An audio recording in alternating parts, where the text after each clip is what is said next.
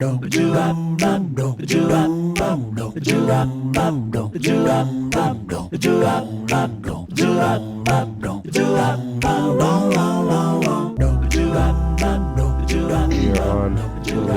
gonna lose my voice after doing this. You got a friend in me. Making friends are hard. You got a friend in me. Should I just start every single gonna podcast with me singing You've been on that, Mariah Carey shit? yeah, the voice shit Yeah. recently. Also, if you guys... I would turn my chair around for you. Would you? Yeah, for sure. That's like the highest compliment from you. Yeah, I'd hit that button. If you guys don't know what I'm talking about or what we're talking about, you must not have seen our YouTube exclusive video of Lucas's birthday weekend in Vail. So if you haven't seen that, go watch it. We just got back from Vail. We had a blast for your birthday weekend and we vlogged the entire thing. Go check out the is it Vlogcast? Yeah, go check out the Vlogcast. We had a magical time in Vail for my birthday, celebrating both my birthday, celebrating successes in professional life.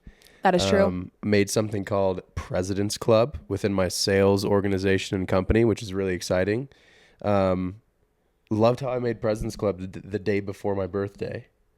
Heading into the weekend, just a lot to celebrate. And you know what's even better about making President's Club besides the accolades and besides the money? Is going to Europe. So he actually made President's Club this year too, a two-peat. So I'm a two-time. And if you guys have been following me on Instagram, you would have seen that we were in Europe, and that's what we were there for. We were in Austria, and then we extended to Italy. And did we only go to Italy? Yeah, we went to 2 cities in Italy. We went to Venice and we went to Rome. Yep. And so we get to go back to Europe in April. Yep. Back to Europe in April. And we're going to Lisbon, Portugal. So if you've ever been to Lisbon, Portugal, if you have any recommendations for us, I love food. I love architecture. Let us know. Let us know where we should go. We love a coffee shop. We love a park. We love like a cute little downtown area we can walk through. Like we went to Rome and we walked through Trastevere or something like that. I couldn't. Do you remember that place where we sat and had the pasta? I do. It was absolutely beautiful. We also love a small table for 2 outside drinking Aperol spritzes until we can't even speak correctly and just people watching. It's bringing me back. I'm so freaking pumped. Maybe a cigarette or 2. Shh. Whoa, easy now, partner. Easy now, partner. But no, it's a huge accomplishment. It's essentially me hitting 125% of my annual quota within sales. So something to be really proud of. Like Amanda said, my second time in a row doing it. You know, excellence is the only way to be and go. So, and this podcast is all about success. So we are definitely here for the success. Lucas, give me some. Appreciate you. So yeah, if you have any recommendations for Lisbon, Portugal, please let us know because we will be there in April. Also, I think we're going to extend to Paris, Bordeaux, and is that it? We still need to like actually sit down and talk about it. We're definitely going to Paris though. Definitely probably going to Paris. The country of Spain borders Portugal. Mm-hmm. So I'd really love to. I was looking at like Spanish cities. Barcelona, we have to. Either Barcelona. Either Barcelona or Madrid or Seville looks absolutely beautiful. There's so many cities in Spain. It kind of, it's one of those things where we don't have a whole lot of time because of the kids. It's not like we could go for, if we didn't have kids, we'd go for 14 days. Mm-hmm. But you have to be very selective on where you go because the best part about this whole President's Club trip is it's all inclusive. It's all paid for by my company. So why not add a couple of days on our own dime and go check out other cities in Europe? So yeah, that's what we're thinking. Maybe flying into Paris, taking a train, staying in Paris for a night or 2, taking a train to south of France and Bordeaux, checking out wine country, and then from Bordeaux, taking a train to Spain to X city in Spain. Who knows yet? So, this is all dependent on whether my mom is willing to help us out or not, or if we can find a nanny. Yeah, I mean, that's the life of having kids, especially at a young age. if your mom could give us a few days, we're gonna have to find a nanny. I'm gonna have to But here's the thing fly about my sister in or something. And also, I can't speak right now because I'm like getting over this gnarly cold, so my voice is sort of off today. But here's the thing about Lucas and I is we don't take no for an answer, and we figure it the fuck out. Like Yeah, we're gonna if we figure have it an out. opportunity to go to Europe and go travel and be alone together, we figure it out. But again, if you have any recommendations, slide in our DMs. I wanted to briefly touch on, yes, if you guys hear weird things in our voices or you hear a cough, just disregard it because I swear, our family got rocked. everyone in the household is sick right now. Everyone, or at least getting over a cold. Lennox has been sick for like a week. No, Lennox, and if you listen to our last episode, we all had norovirus too right before Thanksgiving. So we've just been like stomach bug. Now we have a virus. Let's hope we all get over it and we don't catch something else. Yeah, let's hope so. It's been a rough winter so far. Yeah. I like totally lost my voice. My lymph nodes are the size of grapefruits. Every time I swallow, I have to like clench my butthole. It hurts so much. So that's you still look sexy, baby. thank you. I appreciate that. Okay, so we wanted to come on here and talk about friendships. Hence why I was singing about friends in the beginning of the episode, because friendships in your 20s and even in your 30s, just as you become an adult, can be tricky to navigate. They change. People change, dynamics change, relationships change, and I feel like it's not talked about enough. So when it does change, people are like, oh my gosh, how do I navigate this? How do I go about this? What do I do? And so we really wanted to open up the conversation because it's something that we've dealt with. And I got so many questions about it that it shows me that you guys also deal with it too. What's the recipe to friendships, man? What's the recipe to friendships? Friendships are hard. They're the best things. They're the worst things. Yeah. And we need them, we need friendships, but I think a friendship is the most important thing in life. It's like you look at the blue zones or whatever, right? These are the zones in the entire world that people literally live the longest, right? Out of all of these blue zones, these people surround themselves with their friends on a very regular basis. They're in a very dedicated community. they Always walk around. everywhere. They have a bottle of wine every night. They play cards. And a lot of them actually pool their money together, which is very interesting. A lot of them pool their money together to where if someone has like a big medical thing, or if someone like needs something that's expensive that they can't afford, all of these friends come together and they like pitch in for said thing or said medical procedure. blue zones in the US. Because blue zones are, the ones that because in my health coaching certificate, we learned, a whole week was spent on blue zones, and we learned about a lot of them that were in like Europe. I don't think, are there any blue zones in the US? If there are, I want to guess. Okay, Tell me if there's there are. 5. There's 5 blue zones in the US? Mm-hmm. Man, there's got to be one in Florida. Yes. Because of like the climate, because of it's got to be southern Florida too, like somewhere in like Miami or even more south than that. Okay, why is this not pulling up? It shows me a map with the specific blue zones, but it's not telling me. It's like a blank map. It's not telling me what exactly it is. I didn't know there were blue zones in the U.S. There's blue zones in the U.S. Let's find it. If this article could even really show me. I think blue zones are so fascinating because, obviously everyone wants to live long, right? No one wants to die early. And these blue zones are so well studied and are so fascinating that, you really learn a lot. I know there's a Netflix documentary. There's one blue zone. Okay. I was going to say 5 is a lot. There's for the one. US. There's way too much Kentucky Fried Chicken and McDonald's double cheese. I love McDonald's. You got me there.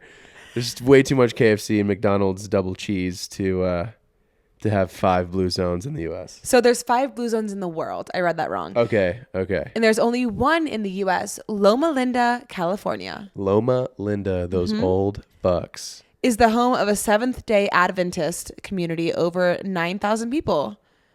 Adventists in Loma Linda tend to live up to 10 years longer than the average American. Cool. I think they actually just created a new blue zone. I believe it's like Taiwan, if I'm not mistaken. Okay. Just a fun fact for you. I was like, okay. Can you actually look that up just to make sure but I'm it correct? says here's a quote from somebody who's in the blue zone.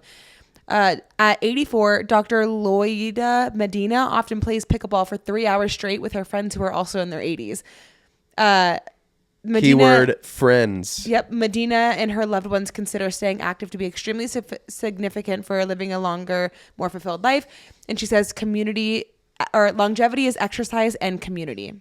I bet you those motherfuckers got gardens too. Oh, 100%. That was a big one in Japan. There's a blue zone in Japan.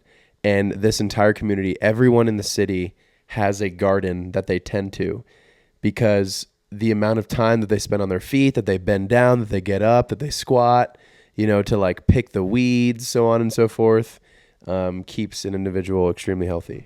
I can't look up what these are right now, but essentially the blue zones really are areas where people live longer, and every single one of them talks about community. It's all community. Talks it's all about friendships and how that's a friends. core to them living longer and actually to their well-being. Speaking of friends, R.I.P. to that actor. What's his name? Oh, Matthew Perry. Matthew Perry, who was on Friends. Yeah, that was sad.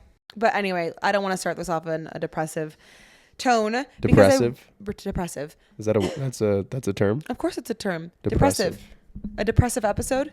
Oh, yeah, you're right. Yep, I'm usually right.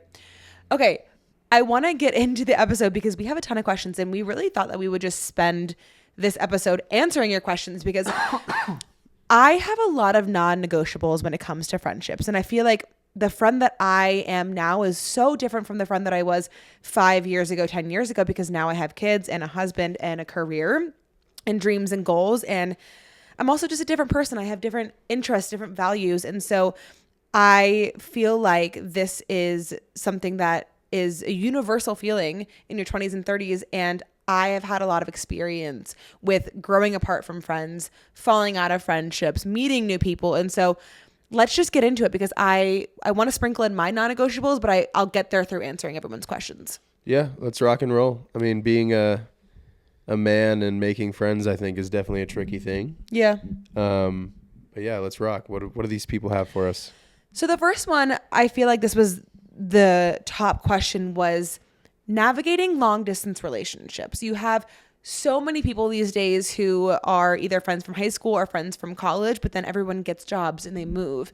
And so how do you navigate staying in touch with long distance friendships? Man, you pick up the damn phone.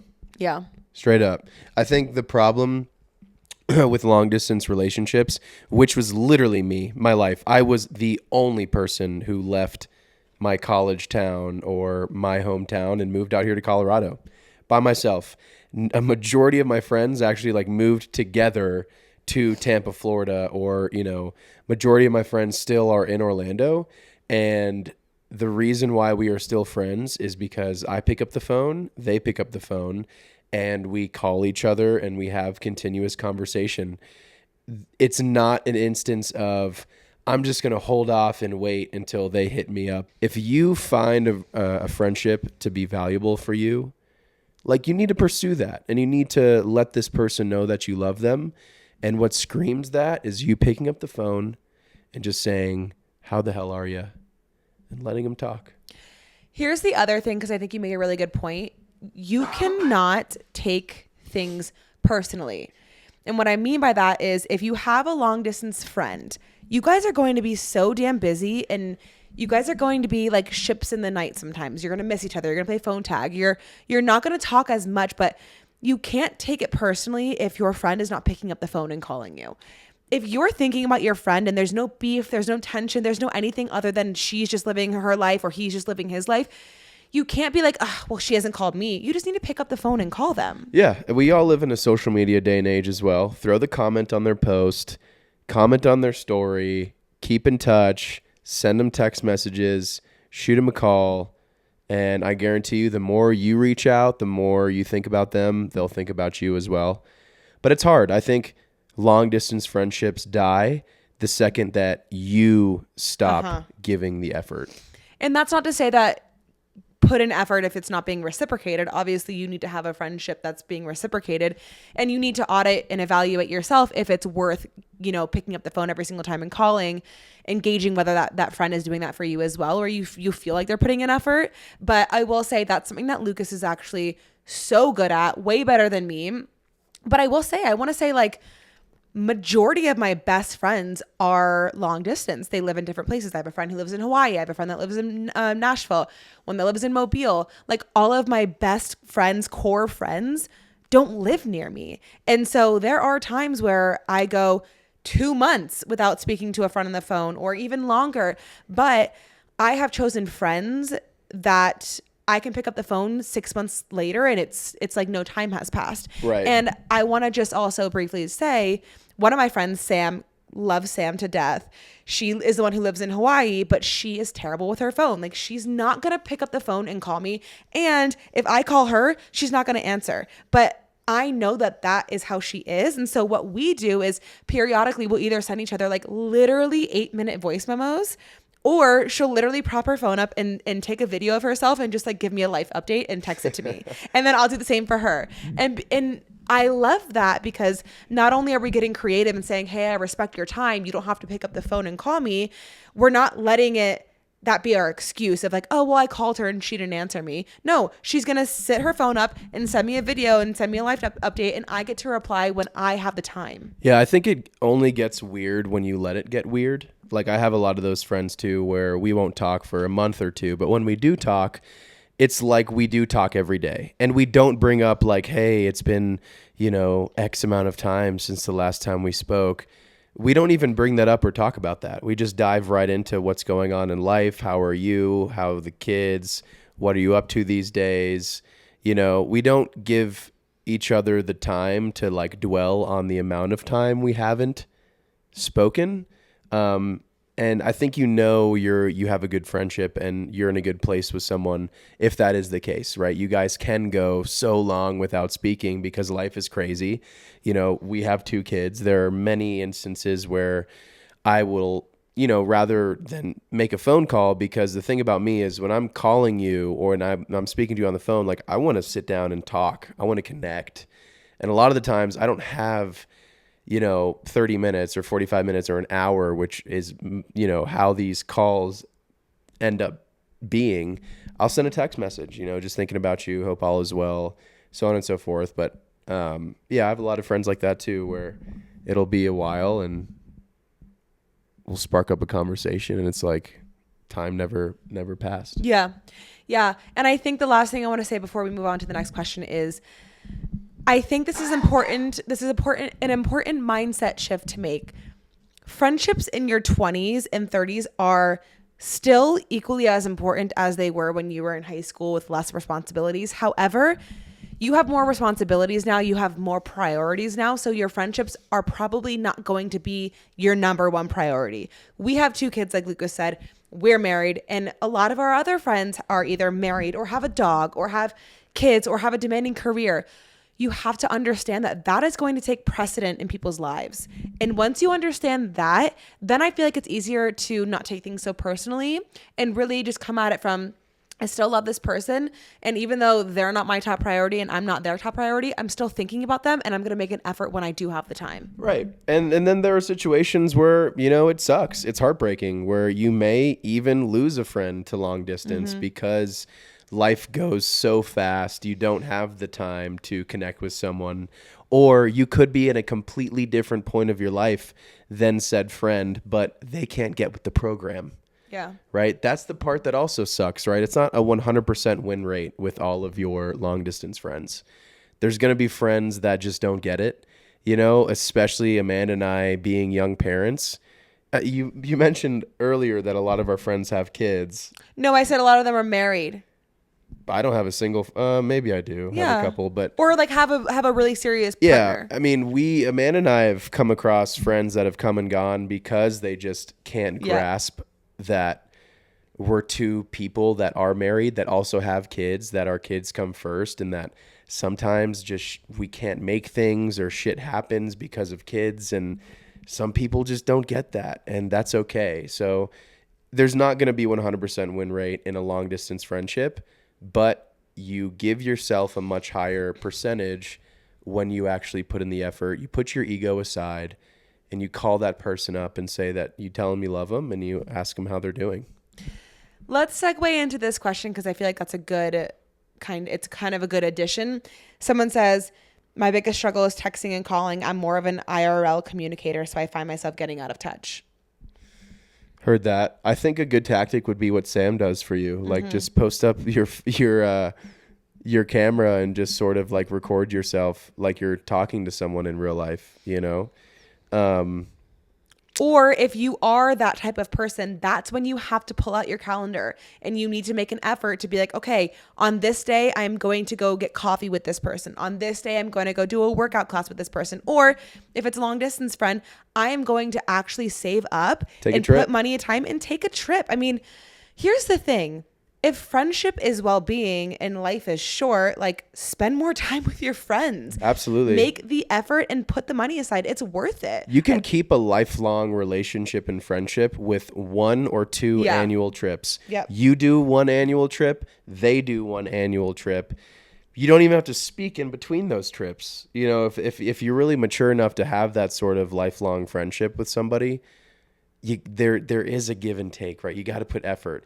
If you are so hell bent on being a in real life, you know, person, then yes, go get the coffee. Go set time aside during the week to, you know, meet these people, to, you know, cook them a meal. Go meet at a restaurant. So, you know, that long distance friend, take your PTO that you probably have racked up at this point.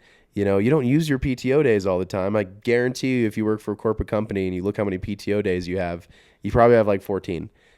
Take those fucking days off. Go treat yourself. Go see your friend. I need to talk about this really quick because it's such an interesting conversation. Because I'm with you. I am not in a texter or a call. I love calling. Actually, I'm a caller, but I'm not a texter. And there are people who are fucking texters. And it's kind of my biggest turnoff in a friendship. So I want to know, what is your opinion on like a texter? What's too much? What's too like? If you're a texter, expect me to reply to you every 6 to 12 hours. I'm saying every 48 to 72 hours for me. Because here's the thing. I need to be very intentional with texting somebody and replying to somebody, but I'm not someone who's going to sit here and have a conversation because I got shit to do. I got places to be. I got people to see. And so I can't be sitting down, texting and having a conversation. Yeah. I put myself in a lot of holes, you know, nobody's perfect here, where I will receive a text message from a friend. My mind is totally somewhere else. I do not have the capacity or time to sit there and text them back. But in the same sense, I would rather call them and have a phone conversation.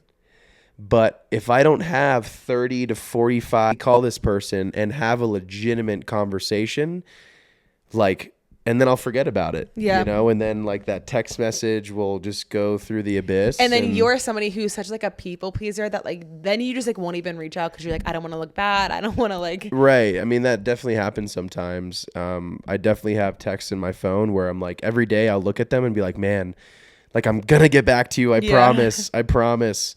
But that's not how I want to be, because I have had friends in those situations. Like when I do end up calling them, be like, dude, like, I'm a little pissed off that, you know, you haven't responded to, you know, my last 2 or 3 texts. And it's just like, you know, I really am sorry, because like, no, I'm sorry. I fucking hate that, because guess what?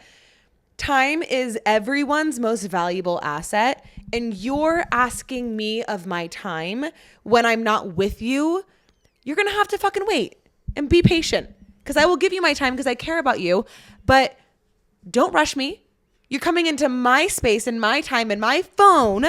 Give me my fucking time. I hear you. Well, I don't like when people get pissed off. That's where you and I differ. No, and that's actually, that's something that I feel like a lot of my friends have had to learn about me. I wouldn't say like pissed off, but just like no, more but like I was wondering when you were gonna get back to me. no, but I've had friends who are pissed off too. Right. And sure. I feel like that's something that a lot of my friends have had So, to honey, either. you're projecting right now. No. Okay. No, I'm saying that's something that a lot of my friends have either had to like learn about me and get with the program, or they don't like it and they don't want to like, you know, be friends or whatever, because I am very protective of my time. I don't get a lot of it as a mom. And so when my kids are napping or my kids have a babysitter, I have a laundry list of a to-do list that I want to do.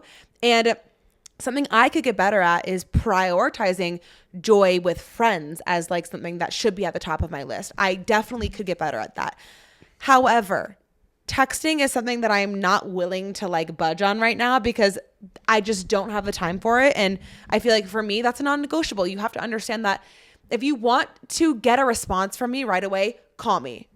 If you don't care, then you can slide into my text messages and I'll get back to you in 72 hours. Yeah, and if she hasn't gotten back to you, text her and be like, bitch, where the fuck you at? Yeah, that's actually what I did. I called my friend. You respect that? Oh, 100%. Here's the thing. I will never, ever get mad at somebody for being honest. So if you are sliding into my text and being like, bitch, get the fuck back to me, respect. I will text you immediately. But you won't respect them being like, honestly, I'm hurt. No. Okay. Because, well, because I don't know. That's so interesting, actually. Isn't it? You'd rather someone be like, bitch, get back to me, or I'll. Do you know the difference? Because the person who's saying, bitch, get back to me isn't taking it personal. Right. They're just being like, hello, this is timely, get back to me. Yeah, right. Versus the person who's saying, honestly, I'm just a little hurt that you haven't responded to me or you haven't reached out. Like, okay, the phone works both ways. If you really because here's the thing. I don't think a friend not texting you back or a friend not like putting in effort when they're so fucking busy is like a make or break. I think if you're telling your friend, hey, look, get back to me, text me back. Or if you're like, bitch, I want to see you. Like, can you come over on Wednesday, December 17th or whatever it is? If you're like putting in the effort and you're being honest and you're like continuing to try, then I respect that and it's fine. But I think what breaks friendships more is like somebody getting hurt by like a friend maybe having to cancel plans or a friend not responding back to them instead of just voicing how they feel and what they want. Voice your needs. Them letting it like bottle up and let time go by, and like every day they just add that day to like their grudge. And then they're not reaching out because they want to see how long it's going to take for you to reach out. Right. I don't fuck with that. If you want something from me, you need something from me, voice your fucking needs. We're adults. All right. Let's move on. Anyway, okay, the next one, there are so many, but okay, this is actually one that I feel like you could appreciate. Someone says, I dread reaching out to people because I don't have the mental capacity for combos. Yeah, that's definitely me, because I am so ADHD that if I'm going to call you and like sit down, I can't be distracted. I need to give this conversation like my full and undivided attention. And the amount of time I have for these said conversations between being a husband, being a father, being a full-time, busy fucking sales rep is very limited. That is why I have a lot of text messages, or I do have instances where it has been a long time that I've spoken to, a lot of my long distance friends, because that attention span and just that like effort to have this conversation means a lot to me. Mm-hmm. And I really need to put in a lot of effort to have these sort of conversations, to where, sometimes they slip through the cracks. Yeah. But I actually relate to that too as a mom. At the end of the day, like sometimes I just want to unplug and turn my brain off and I don't want to talk to anybody. But for me, the moments where I haven't wanted to put in like the mental effort to actually make the call or like go hang out with a friend, it's like usually when I need it the most. Right. So you just have to sometimes like get over that hump of just like doing it. It's like when people are like, okay, How do I find the motivation to work out? Well, you're not going to have the motivation every single day to work out. So that's when discipline and devotion comes in. And so what you do is you wake up in the morning and you don't even think about it. You just get your shoes on, get your clothes on, you walk out the door. Don't even think, just do.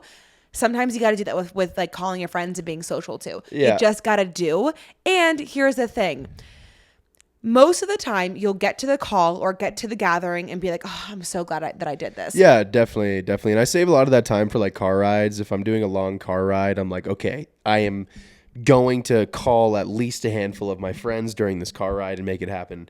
But yeah, the amount of times I've told my friends like, look, man, I know it's been a while since, I've had a chance to get back to you, but my day consists of literally waking up with my children, with my wife. There's breakfast, then there's getting the kids ready, and then it's full-time corporate employee until, 4 or 5 in the afternoon. Then the kids are, then it's family time again, making dinner for the kids, making sure they're entertained, putting the kids down. And then by then it's like, I've got maybe 2.5 hours to spend by myself. Yeah. That's the one window of time I could either like brainlessly watch Netflix or jack sit off. Down. You fucking stole that. You stole it from me. I was going to say that. Why'd you steal that from me? Compatible. That's crazy.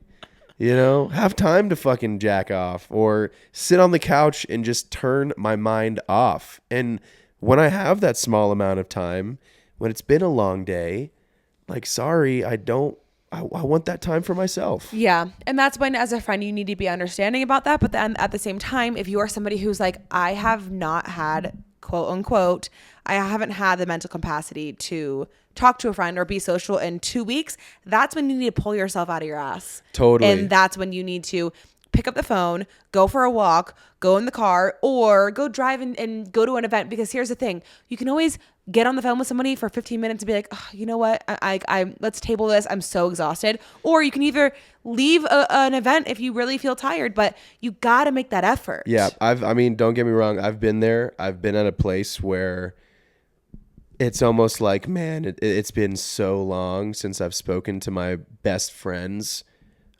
I'm just not going to. And that's dark. That's a really dark place when you don't have, when you haven't had a chance to speak to your friends in a long time. You really start to feel it on your body, on your soul, on your mental. That is really when you got to put in the effort. Ask for help. Text your friend and be like, dude, I'm fucking crazy busy.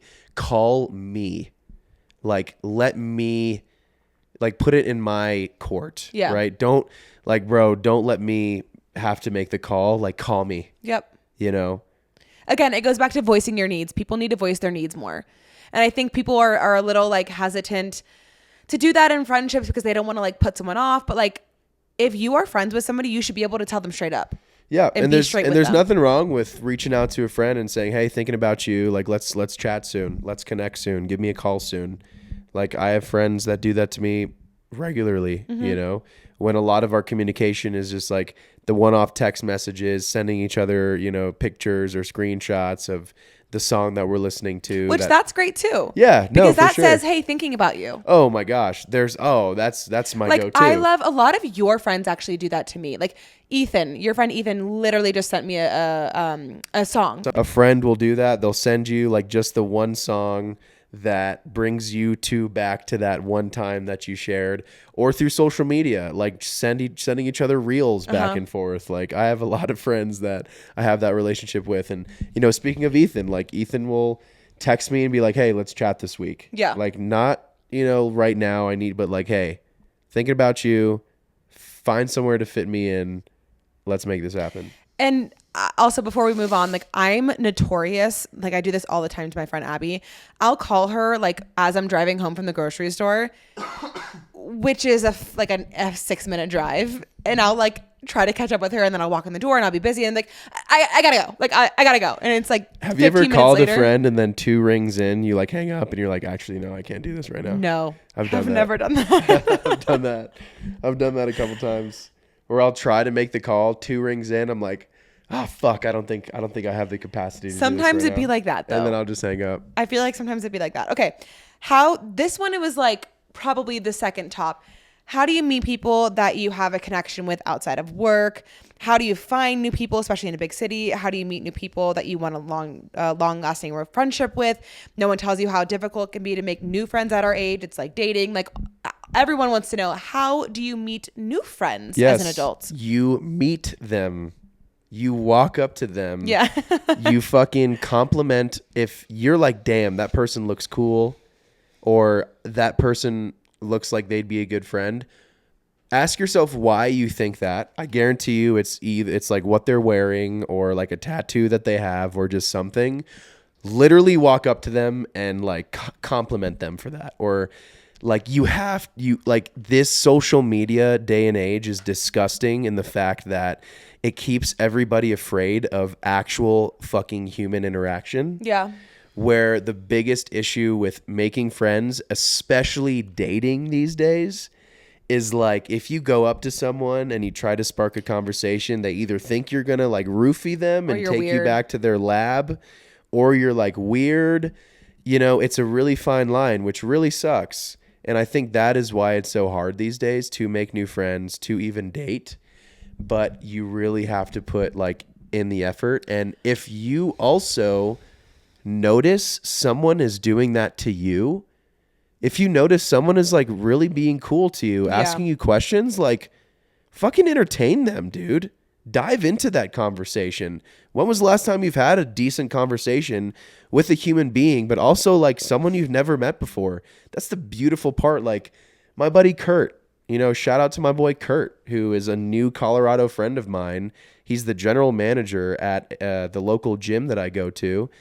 Like he didn't have to spark up a conversation with me. He saw my address code on my phone number, and he's like, "You're from Orlando." He's like, "I'm from Tampa." And I was just like, cool. Like stood there and we dove into that conversation. Mm-hmm. Found out through our conversation we have a lot of similarities. We just went skiing together. He's come over for football games. He snowboards, so we just hit the mountain yesterday. Like, and that wouldn't have happened. Like, he was the one that put the ball in my court and was like, I'm going to start a conversation with this Orlando guy. Yeah. You know, and I could have been like, yeah, buzz me in, see ya, you know. But like, no, we got into it and was like, damn. And then every day we, you know, going into the gym, we would speak more. And then it was finally like, dude, what are you doing this weekend? Mm-hmm. Like, let's hang out, you know. And then that's how you do it, man. It's the old school way. It's tried and true. It's not broken. You just got to do it. Well, here's two things. Okay. I feel like Lucas and I, because we moved to Denver during COVID. So nobody was really meeting people, and people were scared to meet people because people were behind masks, and it just wasn't like, it wasn't feasible. And so when we moved to this house, because we were in a different part of Denver, we moved to this house. And the beginning of this year, it was really a thing that we were like, okay, we are going to form community this year. It wasn't something that just came to us by happenstance or by meeting somebody at the gym. We put in the effort for sure. We were like, we have to make friends this year. Like, we looked at each other. We're like, we have no friends. I hate you. Get away from me. Yeah, I need to hang out with somebody else. Literally. And so we've really done that. And I think it has been diving into the relationships that you already had, because I guarantee you there are those people that maybe you chat with once a week at the coffee shop or you chat with at the gym. Dive into those friendships, like dive into those people and have conversations. And the other thing I want to say too, because I think Lucas is like kind of an anomaly sometimes. I'm a little bit more like reserved in that way. Like I'm better at it now because I did make the effort to make friends, but I feel like you're more of the person that's going to strike up a conversation with a stranger. I'm a little bit like if somebody comes to me and sparks up a conversation, I'm all in. And if I'm in my follicular phase or I'm ovulating, like I'll be chatty Kathy, but you are a little bit better at it than me. And so what I want to say for people who are like, I don't really know what to say to go up to somebody, you have to put yourself in situations where you're going to meet people. So I go to this place called The Den all the time. And it's been such a great community builder for me because I go with my kids and I sit there and I have coffee and there are other cute moms there or dads there. And we all have common interests. We all have something to chat about. Our kids can, intro us. And that's another thing. If you have a dog, go to dog parts, meet other dogs and have that be kind of like your conversation starter. If you work from home, spend 1 day, 2 days out of the week at the same coffee shop or the same couple of coffee shops. You'll start recognizing familiar faces and just spark up a conversation. But the other thing too is I always will put myself in situations where I know I'm going to meet like-minded people. Cause that's the other thing too, is like, you don't want to just like meet people at the bar and then it's like based on drinking is your friendship. Right. So go and put yourself in situations where you actually are going to enjoy yourself, even if you don't meet anybody, because other people who are also into the same shit are going to be there too. So like go to a yoga class. I joined a membership. If you like yoga. Right. If you like yoga, I write a list of all of the things that bring you joy. If it's hiking, if it's skiing, if it's playing basketball, if it's going to coffee shop, if it's reading and writing, go to a poetry night or open mic night. Just like put yourself in situations where they're going to be like-minded people. And the other thing too, if you are a little bit more introverted, look up your like local community events. There are so many networking events. Always, whether it's, you know, something super niche or just like an entrepreneurship club or just like a women's meetup. Or go the social media route. Like if you see someone who's local to you or isn't even local and they have content that you like, that you think is funny, or if you think they're cool, comment on their post, like comment on their stories. You know, you had a friend that literally used like a dating app for friends. Yeah. What was it called? Bumble.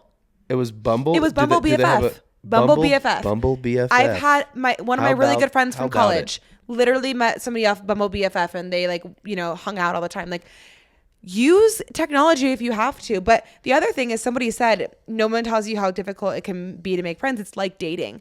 It is dating. It's literally dating. And I think that's the biggest misconception is like people behave so differently in friendships and in relationships. It's the same thing. It's the same thing. You're just not fucking. No, but to foster and build a relationship. Oh, it depends what kind of friendship you two share.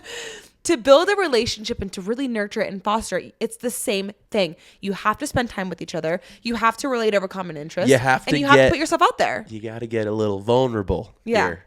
You got to put your guard down a little bit. You got to be like, you know, I'm in uncharted territory, but I trust myself. I am confident in my ability to have a conversation. So, you know, get out a little bit. Affirmations by Lucas Fowler. That kind of segues into somebody asked, like, how do you make friends as a mom? That's the same thing. Like, I have had so many instances where people are like, how do we do this? Like, should we exchange numbers? Like, the kids should get together, but also I fuck with you. Like, it's weird. Like, sometimes you have to kind of acknowledge, like, this feels a little awkward, but like, here's my number because you seem cool, you know? Like, you have to kind of do that. You have to get vulnerable and put yourself out there. So, how old is your kid? What's his name? Oh, cute. Have you potty trained yet? Do you smoke weed? Okay. Here's something that I feel like is interesting to talk about. Growing apart and becoming a different person, but still trying to remain friends. I think if it takes way too much effort to try and remain friends with somebody, life is life, man, and that ship has sailed, and that's totally okay, especially if it's long distance. If it's excruciatingly painful to keep a friendship with someone, like we said earlier, the true friendships, the ones that really matter, like you could go forever, spark up a conversation. It's like time never passed. If it's like pulling teeth and nail to have that connection that you once had because you have like gotten into something completely different, grown in totally different directions, like it's okay to just, you know, let it sail off into the sunset. I've actually had a lot of friendships fall out, or I guess you could say, or grow apart. And I think that's something that I used to be, I don't want to say insecure about, but like no one loves to like not have friends. You know what I mean? Like no one loves to grow apart from people. It's just not a fun situation in general. But I've had a few like really solid best friends, just we've grown apart and we're not friends anymore. And I think the biggest thing is I don't like we're not friends anymore, because like if you saw each other, true, that's a good point, because growth also is not linear. You guys could be growing apart right now, but then 10 years down the line have everything in common again. I think you're just not like on the same chapter right. at the moment. But I also have had a lot of friends who we have had conflicts that kind of ended the friendship in a way. Right. Yeah. That's totally different. Yeah. That's a totally but what I different want to thing. say is those conflicts sparked because we are different people now. Right. And so I think that so many people want to hang on to the friends that they had because they want to hang on to the person that they were.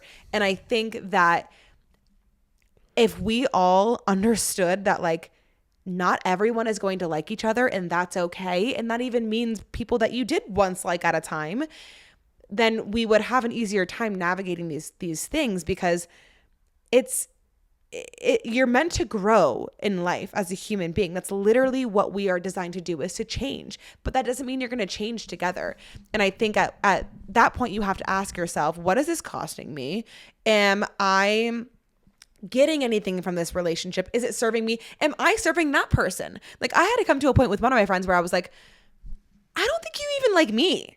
You know what I mean? Like, I don't think you like me very much. And that's okay. Like, I'm not taking that personally. It's just, if we were to meet now without all of the history that we had, I don't think we'd be friends. Right. You know? And that's okay to have that conversation. I think as long as you're honest with that person, being like, we're just not each other's cup of tea anymore.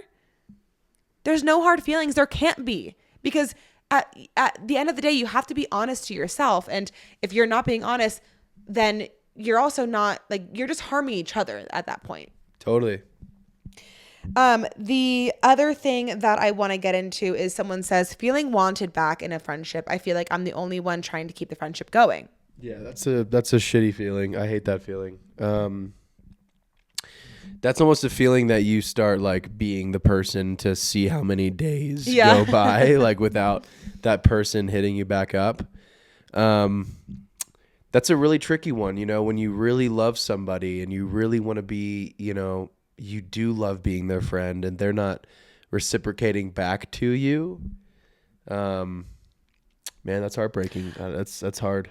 I'm going to... Because I've, like, been, like, that takes me back to, like, you know, when I was a kid, like middle school, elementary school, when I wanted to have the friends that I hoped to have, but I just never really made the cut sometimes. Yeah. And, like, the FOMO, you know, there's the feeling of being left out of things, of not getting that, you know, invite text. Like, that sucks, man. There's no sugarcoating that feeling.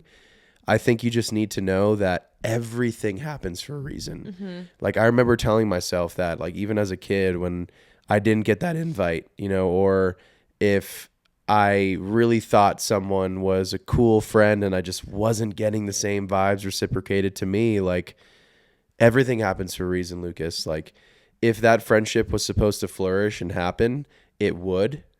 And I look back at it, and all those people that I had those feelings with, like, that was supposed to happen, you know? Okay, Spiritual Bae. The last thing I want to say there is I'm going to say something that maybe you don't want to hear, just because I feel like it's important.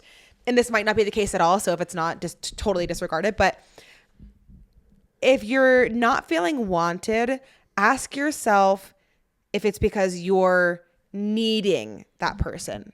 This is something that is actually very prevalent for me right now, and has been for, like, the last couple months.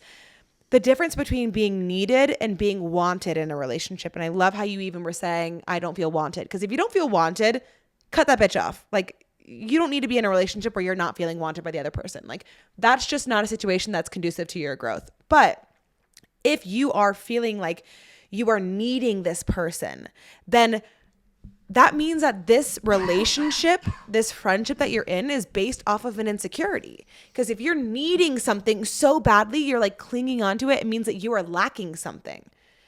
And so ask yourself, okay, what am I lacking? What am I needing from this person? And can I give it to myself? And maybe some of that, like, feeling of not being wanted will dissipate, because maybe that friend is catching on to, like, oh, this person feels like they kind of totally need me, you know? 100%. And that's not a fun feeling, to feel, like, needed by people. Yeah. Like, you want to feel wanted. And I will say, all of my best friends who we go a month, a couple weeks, 6 months from talking, we don't need each other. We want each other because we love each other. Yeah, I think that's a really good point. You know, I think a lot of the times, right, that you do have that feeling, that FOMO feeling, that it probably is a friend that like you sort of need. That it could be a friend that has something that you don't have. Could be the friend that has the lake house with the boat, who is always hosting the parties, that has the chicks and the girls. Like, looking back at my life, like, those were the only friends that I was really pissed off about not getting that invite, because they had the material things that I didn't have in my life. So I was like, damn, I wish I was there. Like, yeah, I was aiming that at the person, but it's really a reflection of, you know, how I felt about myself. I mean, even I remember telling Lucas, we were hanging out with a few people, and I'm the most confident person and secure person, and especially in friendships. And I remember telling Lucas, like, does she like me? Like, do you think she likes me? And he's like, Amanda, what? I've never seen you be like this.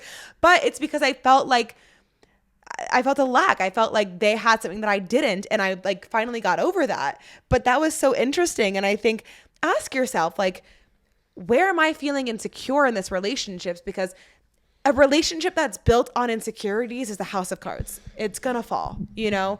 So make sure you're going into relationships. Again, it's not just romantic relationships. Make sure you're going into friendships feeling confident. And that's when you can get like obsessive and weird, and, you know, it goes both ways. That's when shit gets tricky. And as adults, that's how like you get murdered or something, you know? So let's stay away from those people, and don't be that person either. Okay. I feel like this should be the last question unless I find another one. Someone said, I hate to say it, but different budgets. Which I think is interesting, because it definitely does come up. That one's hard. That one is hard, man. Because I've got some friends that I could spend some money with, and I've got some friends that I just cannot. You know? Man. I think when it comes to the different budgets thing, explore options that don't necessarily need a budget, maybe? Yeah. I think that, again, something that's one of my core values is honesty. So I'm the friend that's going to be upfront with people and say, hey, this is out of my budget. Can we maybe do something else that's a little bit, you know, less? But at the same time, I feel like it could go one or two ways, right? Like you advocate for, you know, what you can do, you be honest about what you can do, but that doesn't mean that you can make comments about the fact that this person's spending more money on something else, or like you can be jealous of another person. Like, right. No, if there's jealousy in the mix, like that's toxic. But look, if you're doing like a trip with your friends, you don't have to go to a Cabo all inclusive, right? You got to make sure that everyone's on the same page. If you got to just do something at your house, do something at your house. You don't have to go out to a restaurant, maybe cook a meal instead. You know, or if you're fucking rolling in it and your best friend isn't, fucking pay for him. Yeah. You know, take care of him. Life is short, you know. Shout out to all my friends that are more wealthy than I am. Take care of me, please. But yeah, there's no shame. And I actually love doing that. Yeah, if you're with me, man, and like I've had a good month, it's on me, baby. Relax, like, though. Up. This is not a free for all. I know, but that's how I like to spread my love as well. Like, so yeah, the different budget thing, it's worth the conversation. Communicate about it. You know, you can go into it and being like, hey, I want to go here. I want to go here. Like, how does that sound to you? I want to go to this restaurant. Look at the menu. Is that okay? Is that feasible? Communicate. Yeah. Yeah. And I think the biggest thing that I can just emphasize again is it's hard. I think money is something that's very hard, and that does come in between friends, because I think it's hard to be happy for people sometimes when they have something that you want and you're not there yet. But it's not going to do you any good to be jealous of that, because you're just putting a negative frequency out there that is not going to get you what you want eventually. And so if you're happy for somebody, if you're rooting somebody on, you are matching that frequency. And that's a frequency of abundance, of joy, of enlightenment. And then everything that you want is going to come from that frequency, not the jealousy frequency, because the jealousy comes from lack. You're not going to get what you want when you're coming from a place of lack, because you're going to be coming from a place of being desperate. Yeah. And you are who you surround yourself with. If you got some people that you really respect, that are friends, that are killing it in life, spend more time around them.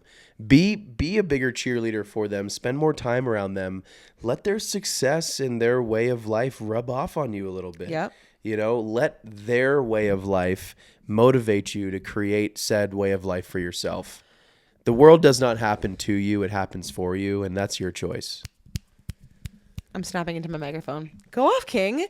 The other thing, though, with that, before I move on to one last thing I want to talk about, is don't try to keep up with the Joneses, though. Like, nah, like be like, yo, bro. Yeah. I'm gonna pass on this one, or like, Yeah. don't start putting shit on your credit card to like be able to hang out with your friends now. Like hang out with people who do have something that you want and that you admire and that you inspire to be like, but don't try to be that now if it's out of your means. Don't you know what pretend. I mean? Yeah, Do not pretend. If you've got high roller friends that are like, we want to go here, here, here, and here, be fucking honest. Be like, cool, Be I'll like, stay at the hey, motel. love y'all boys. I can't fucking afford that shit. And they might be like, we got you. Right.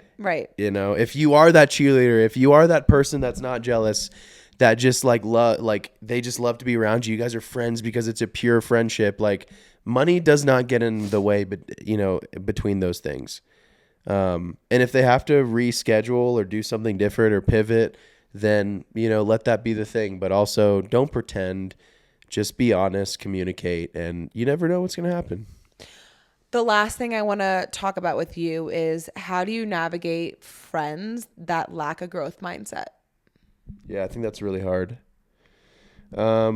Because I'll even just say up front, like, I am somebody who, if you're my friend, I need you to sit down and hear about my dreams and hear about my passions and hear about all the big goals and things that I want to do, because that is what makes me feel loved. And I am continuing to go like this, to go up, right? I need my friends to come up with me. Yeah, and don't be the friend that like looks at you after having that conversation, be like, yeah, good luck. Yeah, with I that. can't have like, somebody crush my dreams, because then you'll walk out my door. Like, I don't have the capacity to be around people who are not going to, like Lucas said, lift me up and cheer me on and be delusional with me if I want to be delusional. And so for you, like, how do you navigate people if they don't have a growth mindset? That one's hard. You, if they mean enough to you, you lead by example. If these people mean enough to you, if you're killing it, if you're climbing up the ladder of life, and you know they're still living at their parents' house and still have the same job that they've had, but your friendship means the world and you do get along and you speak all the time, like, I think that's okay. When we interviewed Anna, what did she say about hiring people? Was it hire fast and fire fast? Hire slow and fire fast. Yeah, hire slow, fire fast. Maybe same thing. Maybe sometimes you got to do that with your friends. Oh, that's actually a good point, because I think that's something that I'm learning and wanting to go into 2024 with, is not showing all of my cards on the first date. I feel like I am a big oversharer, which is why, like, I have a podcast and I am an influencer. An oversharer? No. And only all of your followers know when you are bleeding and on, like, Jesus. That's me. But I feel like something that I tend to do is I tend to trust people really fast. And I think I read a book. I can't remember if it was Untethered Soul or not, but the author was saying, don't keep your heart guarded, because that's not a way to go through life. Like, you would rather go through life and feel it all and get hurt, you know? Like, that's the beauty of life too, letting things pass through you rather than like being blocked and like guarded by things. But at the same time, it's good to have a little bit of a guard up sometimes and like not trust everyone with your life immediately. And I think I do that a little bit. And so for me, something I want to work on going into 2024 with friends specifically and meeting new people is like, not maybe sharing everything about myself when I'm on the first date. You know what I mean? Good luck with that one, my friend. Even if you don't do that meeting them, they just have to go to your Instagram and they'll know all about you. Just let a girl dream. Okay? Let a girl dream. Well, repeat that question though. How do you navigate people who don't have a growth mindset? I think what you said was great though, is hiring slow and firing fast. Again, like warm up to people, you know, form the relationship slowly, like let it grow, right. Water it slowly. And then if you see a red flag or somebody does something fucked, fire them. Right. For sure. Yeah. And like, you know, I think that's a good point too, where it's a good test sitting down with a friend and just talking about your aspirations and dreams. Yeah. And if they reciprocate that conversation with telling you their aspirations and dreams too, or supporting you, like that's a good person. Yeah. But if someone could like gets all weird with you being like, I want to be a millionaire, And like, immediately I wanna like switches the subject. and immediately like, ooh, like they're what, projecting on you, like I don't know, like that's a little weird. Actually, there were two last questions that I have to mention because they're big for people. Oh wait, one last thing too. Okay. It's totally cool to keep those holiday friends. The friends that still live in the hometown that may not have that same growth mindset, right? You could be in New York City working for a corporate job, absolutely killing it, starting your own business and, you know, somewhere completely different. But when you go home for the holidays, when you go home for like set occasions and you do have those hometown friends, like keep those people, you know, keep those people on your keychain. Those are great individuals to kind of see on an annual basis once a year, bring you back to, you know, your roots, bring you back to your old days. I think those friends are really important because I think everyone has them. The people that you just do not speak to. Yeah. You don't speak to ever. But when you go home for Thanksgiving, when you go home for Christmas, you see them and it's like, what? How the fuck have you been, dude? Well, it's also a nice reprieve. Like you don't have to constantly be talking about your goals and your dreams and your aspirations. And that's something that I feel like I need to get better at too, because it is like all I like to talk about sometimes because I just love like, I don't know, I'm excited. I'm excited about life and like all the potential for me Amanda's and on other people. Zillow like, Lucas, this house is $2 million. It would be $8,000 a month for mortgage. I'm like, Amanda, shut the fuck up. I don't want to be speaking about that right now. And she's like, we can't dream together. We can't dream together. I'm like, Amanda, I'm trying to watch fucking the Beckham documentary on Netflix, okay? Like, leave me alone here. I don't want to talk about a down payment on a $2 million house. Like, sometimes, cut it out. I'm just a girl with big dreams and big goals. But I think that's important because, again, talk about those blue zones. Like, it's just important to have a conversation with somebody, whether it's about fucking the color of the sky or the $2 million house. You know what I mean? Like, it's just important to connect with other human beings. Yes. And so being able to like put your ego aside and put your dreams aside and just like catch up with people that you haven't seen in forever that maybe not are going to be those people who are going to be in your inner circle helping you grow, but they're great to catch up with. Yeah. And I think the best time to do it is like when you're having a good day. Mm-hmm. People have good days, they have bad days. But when you have a good day, project that a little bit with other people. Share that energy. It'll make that conversation with a stranger way easier than the days that, you know, just kind of suck. Where we all have those days that suck, but we also, you know, have a day where it's like, damn, I feel good. You know, when you have that feeling, go out into the world, you know, look at someone at the grocery store and be like, what the fuck is up, bro? Yeah. Lucas on a good day is like, can't stop him. Yo, He I'm is like, chatty. I'm making 17 friends that day. What? Yeah, literally. What is the male? Chatty Cathy, chatty Never in my life have I heard that. Connor. I've heard Chatty Cathy. I haven't heard like the male version. There is no male version. Yeah, I don't think. Chatty Carl. But yeah, Lucas is like so chatty when he has a good day, which he should be. It makes people's day. But the other thing I wanted to mention before we wrap is drinking. I was at the mall the other day and I was walking in front of this like older guy and I was having a good day. And we were both walking towards the entrance of the mall. And I'm behind him and he's in front of me. Before we get to the door, I like speak up. I'm like, hey, let me get the door for you. And he looks at me. He stops in his tracks. I'm like, hey, let me get the door for you. Stops in his tracks, looks at me and goes, you know, I'm very capable, right? And I'm like, hey, man, I'm sorry. Just trying to open the door for you. Then he kind of looks at me and like smirks and then keeps walking in. You know, and then I'm like, thinking to myself, like, did you really have to open the door for that guy? He was very capable, you know? No, but when Lucas does get in a good mood, he just wants to literally do everything for everybody and be the person for everybody. And just like, it's funny. I mean, you probably made that guy laugh, you know? So, Oh yeah, I mean he was definitely like he was much older. Yeah, I think yeah. he He probably appreciated thought it. you thought he But was he- senile and like, Yeah, I couldn't do think anything. he definitely was like, "Yo, I'm not like He was geriatric, like, bro." I actually live in a blue zone. Get the fuck out of Yeah, here. he's like, I'm very capable.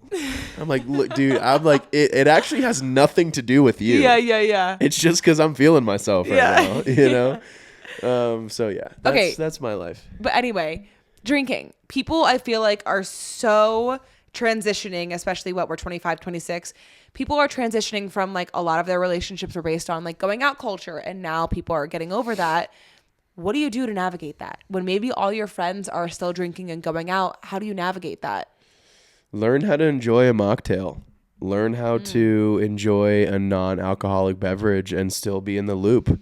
Or learn how to invite your friends out to an event or something that is not a nighttime activity or a bar activity. Or be vocal. Be like, hey guys, like I'm not drinking tonight or today. They may give you shit a little bit, but they'll forget eventually. And like the fact that you put it out there, you know, I think makes it a lot easier. Because I did a 90-day no drinking alcohol thing earlier this year. And there were instances where I was around friends that I've been friends with for a long time. And a majority of those friendships, like we would party and we would drink. And when I was vocal, like, hey, I'm actually not drinking this weekend, you know, they would appreciate that. And then some of them were like, I'm not going to drink either. I'm not going to drink with you. And let's see where this takes us. And others kept drinking and treated me like I was drinking as well. Like I don't think it's as big of a deal as you think it is. But if you find yourself in a group where like all you guys do and all you have in common is the nights out, the Fridays, the Saturday nights where you are drinking, you're doing cocaine in the bathrooms together, staying up until 5, 6 o'clock in the Jesus morning. Fuck. Like, No judgment, but that just took me back to a really, really that's what I'm saying. rough time in my life. Like, if that's the case and you really need to find your way out, Meet new people who can be like your wellness friends, where you're Right. going to yoga or you're going to do things that you like, or maybe you're going to listen to music and going to concerts and whatever it is. Have people outside of that drinking group, meet new people outside of that, go take up a hobby and meet people there so that you have your wellness friends, you have your drinking buddies, and then you got like maybe your holiday friends like we were talking about. and be honest with your friends that you do those, like, yeah. be like, yo, man, I am just tapped out with this lifestyle right now. You might help these people too.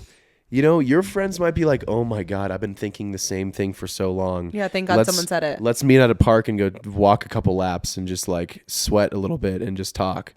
You know, like you could be the example for these people as well. If I, you know, had $1 for the amount of friends after I did my sort of 90-day sober streak thing, and actually the thing that kept me going through these 90 days was sharing it with my friends. Like, you can't bottle that shit up. It was something that I was super proud of, but it also started rubbing off like on my friends. You know, there's nothing wrong with being the friend to lead by example or set the tone or just be like, yo, this lifestyle right now is not serving me. Like, I need to get out of this for a little bit. Like, some of your friends may really need you to do that for them as well. Where, as I was saying earlier, like I had friends after me doing my little sober journey thing, they were like, I'm doing one too, you know? And then I could like help them through that. And it just creates a whole nother dimension that you can have with these friends, which I thought was super powerful. Don't be surprised if you guys see him change his Instagram bio to trendsetter. I've low key, we're not going to even go there. Gangsters move in silence. Like lasagna. Like the G's in lasagna. Yep. G's move in silence like lasagna. Lasagna. Yo, let me see that lasagna, girl.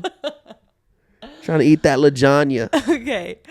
I think that's enough for this episode. We really dove deep with you guys on friendships and navigating them in your 20s and your 30s. And I hope that this resonated because I think especially around the holiday times too, in the winter, people are like really getting in their feels and reevaluating their lives, and it's a very introspective time. So I'm glad that we're doing this episode and this came up for people, because the winter is like that time in your life where you are supposed to reflect and you're supposed to like really go inward and see what's serving you and what's not, especially as we head into 2024. So I hope that you guys got some good advice out of this, and maybe got some inspiration to change some things or whatever it may be. I hope it was helpful.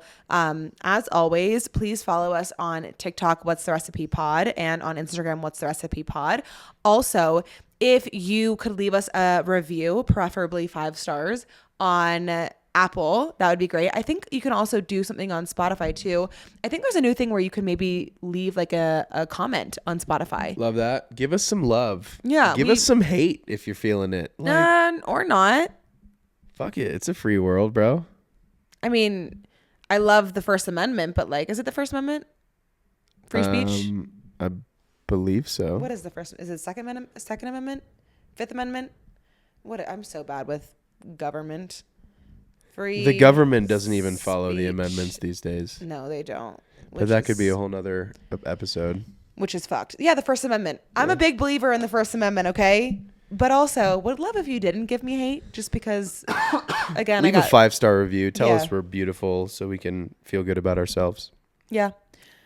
And I think this episode... Were you about to take my line? Yeah. Because you're not saying it fast enough. I don't want to leave. I'm having fun. Okay. All right, well, this episode is 86. We'll see you guys next time. Bye.